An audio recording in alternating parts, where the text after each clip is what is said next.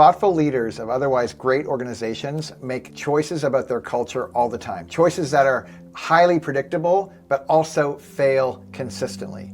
In this episode, we're going to explain exactly why those don't work and what you can do about it, but more importantly, how you can turn this good intention into a strategic initiative that actually moves the needle of your business, moves the revenue, the profit, the goals of business, not the goals of HR. This whole series is made possible thanks to our friends at Bill and Vermont. Okay, we are back. Episode 2. We were talking about culture design mistakes, common mistakes that normal HR departments. Well, HR. First of all, let's talk about normal, and then we'll talk about HR. So, normal, I have a high respect for anyone who's trying to gather humans and get them to do the same thing, like to align in the same direction. It's terribly difficult. So, that if you're actually trying to do that at home, you're not normal, you're abnormal, you're special. But if you're trying to do it in an HR way, HR, I know I'm going to get flack for this. I'm responsible to oversee the human beings in our organization. But when you think about like the tropes around HR, they're tropes for a reason. HR is where like being a human goes to die. It's where you create a policy as a shortcut, and you picture like bad, what is that movie, Office Space, like where people are just like droning on about coffee mugs and HR is where you go and you go, I know we're going to create a social currency by having a Zoom party where we're going to have happy hour together on a Zoom call. Like it's so terrible, and we are the least HR in the world. At least we aspire to be. And I know other people, I know some of you are thinking the same way, and I'm glad for you that you're thinking that way. And if I offended you, that's okay. Let's get into the conversation, because I have a hunch, really smart people, good intentions, a lot of the things that you're going to talk about, they don't work for a good reason. Yeah, let's talk about that. Let's talk about what you've defined as HR versus HR. So when we talk about that, some of the common things that happen within HR. Let's start with inspirational speakers. You've probably done that within your lifetime, right? You've gone to these events, you've gone to an on-site, you've been a motivational speaker. What was that like for you, and does it work?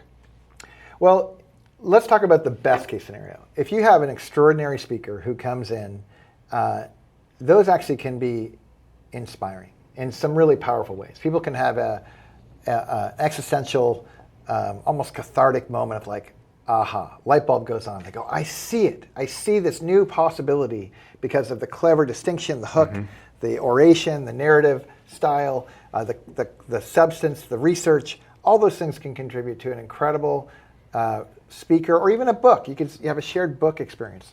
But I think in all cases, there's this misunderstanding that if I have mental assent or a cognition that seems to shift things, and I put that on the scale against years and decades of behavior, the practiced habitual behavior will never ever overcome, or sorry, rather the insight or the cool moment that you had will never overcome the years of embodied practice of how people are behaving.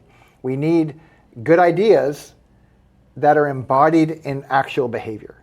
And this is one of the reasons why our shift at CTC, it was so critical to stop just listening to what people said to each other, but to start looking at what people did with each other.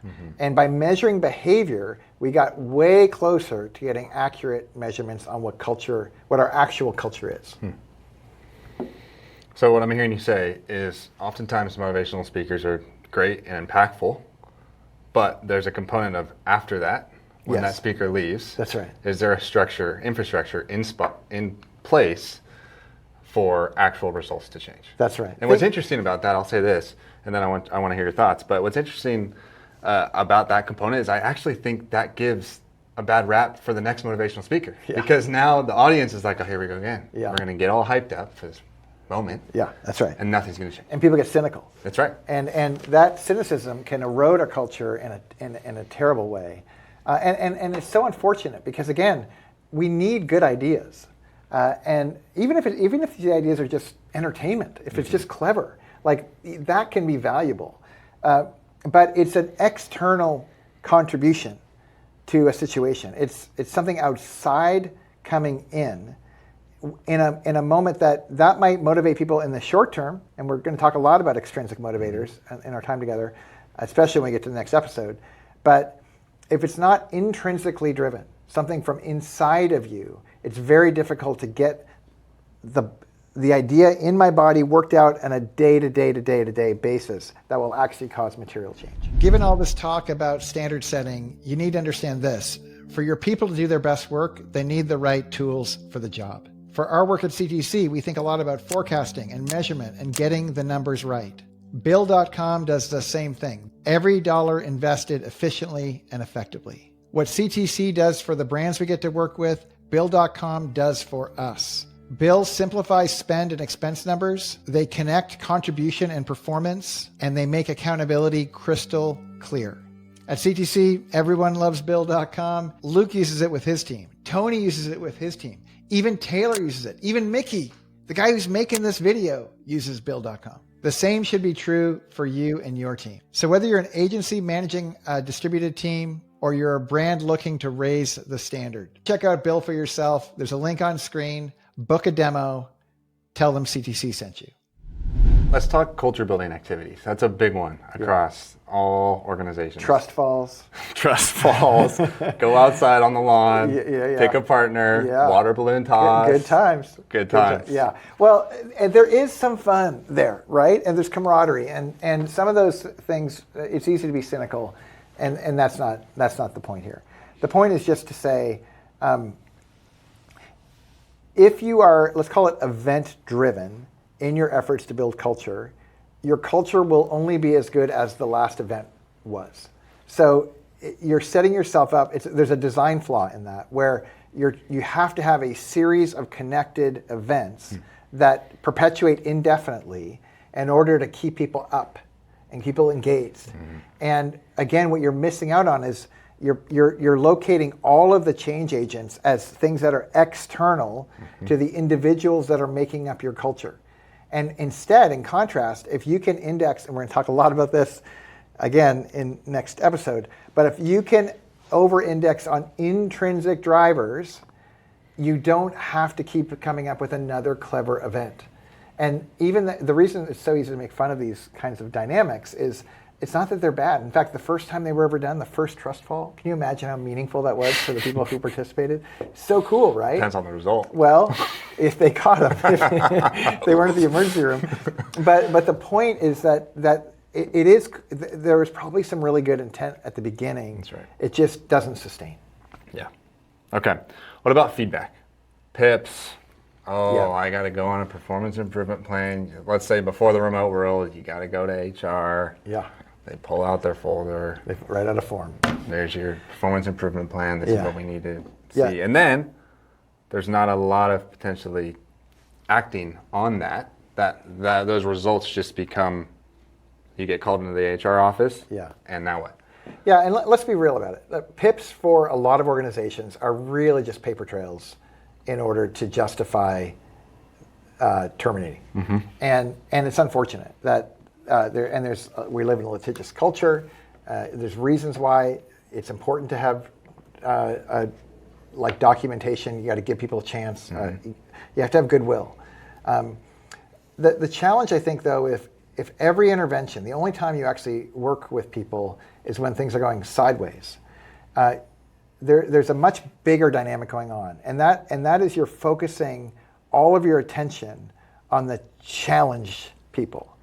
Meanwhile, you have a group of people that are achievers that are largely getting neglected. And what the signal you're giving to your culture is the way you get people's attention is you act out. It's just like in a family unit. The kids that are troubled, they get all the love, or at least all the attention. And the ones that are the good kids, they kind of fly under the radar. And we're not talking about good, bad here. We're talking about performance. So the goal is to actually create an environment where you hold up the standard setters and let them be the model. But before you can even hold them up, you have to identify who are they. Yeah.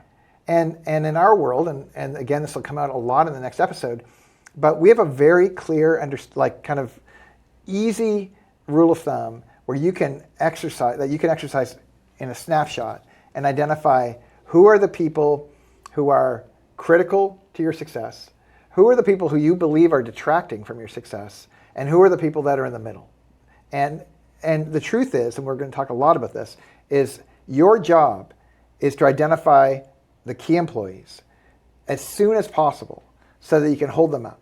And when you hold them up, you're telling the people in the middle, the on the fence people, this is the signal. You do this, you're going to get the best positive attention, not a pip, an intervention that actually helps you get better, stronger, faster, quicker, where you're skilled at a different level.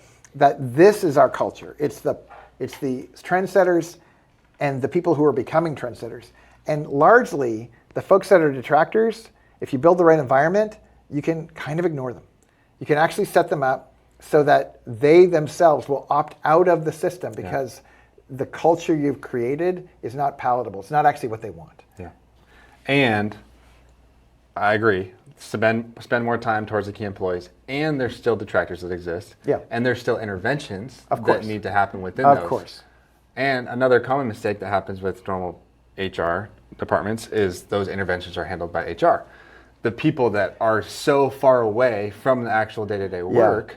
Talk to me a little bit about that. Well, it's the scapegoat, right? It's the policy. It's the shortcut. It's I have someone I don't want to deal with, and I'd like to punt it to somebody else who will deal with it. And you're a professional deal with it person. We call those people HR. And therefore, will you take care of my problems? That's right. And in cultures where, especially when you have like divas who I don't have time for that, I'm too important, I'm busy doing my thing, they misunderstand their contribution to the situation. So one of the ways to mitigate against that is you say, hey, we will work with you, manager, director, VP, whatever, to facilitate a conversation, but you're leading that conversation. Because the issue at hand is not usually one person, it's usually a context, a group here. And we're going to engage and get clarity with a common language so we can leverage that conversation in such a way that we get the result we're looking for. CTC's unfair advantage is we know that humans trade on trust. What if you could turn every customer interaction right at the point of decision making into a moment of trust building? That's exactly what Format does. AI-powered, seamless, personalized shopping experiences. Format does this with your full funnel solution. They make it as easy to build a full funnel as they do a single ad, leveraging artificial intelligence for a seamless, instant creation of a landing page that creates a personalized shopping experience. It actually lands for the customer like you know them. It actually paves the way for the very trust that we want to build in the marketplace. New product launches, seasonal change. There are these moments where you need customization on the fly and you don't have time to get under the hood and work this out. We have tools for that. And that tool is Format. Check out the link, reach out to them, tell them we sent you. But most importantly, look for the opportunities that they're going to create for your customers to build the very trust you're looking for. The theme I'm hearing is leadership outsources to HR, and HR is the fix-it. They have to fix everything. The janitors. The janitors, the cleanup crew. Mm-hmm. Is that right? Am I hearing that right?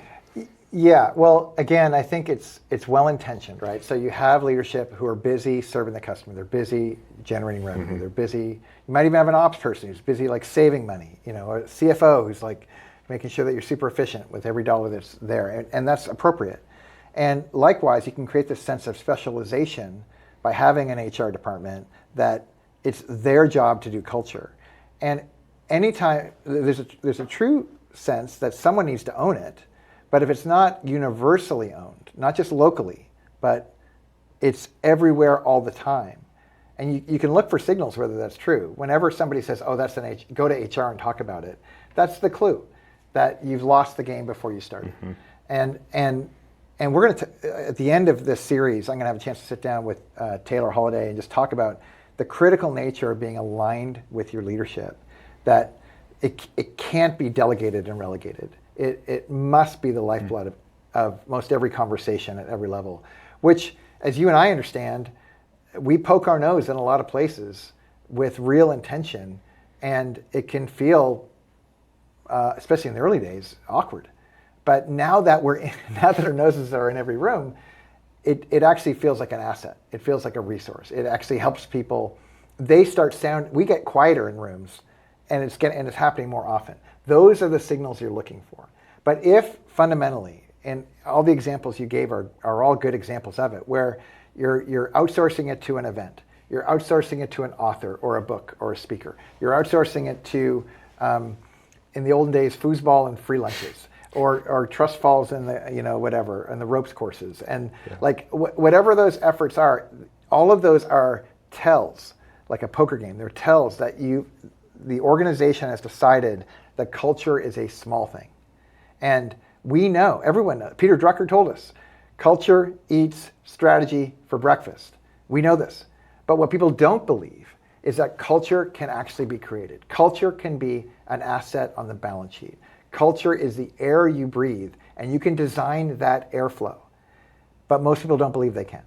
And in our case, what I'm shocked by is how can two jokers like you and I create a context where the amount of value that can be created by 75 people for the sake of hundreds of brands doing hundreds of millions of dollars worth of value, how could that contribution scale like that? Well, it's very simple.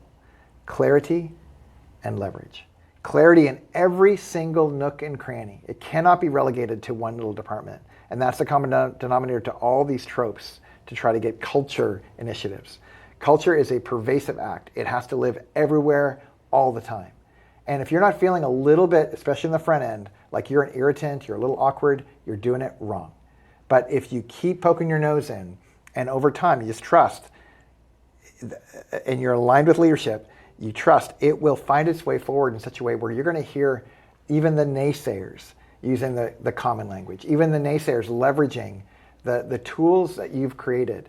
And as you do, you can actually, now you're moving more into the mode of like not just initiating culture, but holding culture, which is a whole different task. Creating a culture, one thing. Fighting to keep that culture, because culture is fragile. It'll always erode. And it's always going to come up against storms. It's critical that you keep fighting for it at every stage of the game. Come on. So good. I'm fired up. Where are we going next? Well, I think it's easy to talk about all the things that don't work. And this next round, we're going to talk about what we've actually built. And this next episode, I think, is the core of what we have created at CTC. That, again, as we've shared this with our brands that we get to work with, they're the ones that have told us, we didn't even know you were allowed to do that in the context of work. You can build a tool. You can have that kind of a conversation. Yeah. Even our conversations with our new equity partners, when they were looking under the hood and doing their due diligence on whether or not they were going to invest in CTC, a significant part of that equation was them getting curious about, like, how did you actually get everyone to do that? How did you get from where you were to where you are? And again, we don't want to take false credit here. It's the talent at the organization that has created the value for our customers. We've just created a really resourceful container for that talent to do their good work. We're going to talk very specifically about what that is, the tools that we've created, the tech stack we use, and actually how we make that available to our customers. Love it. Let's wrap there. Looking forward to episode 3. Coming soon.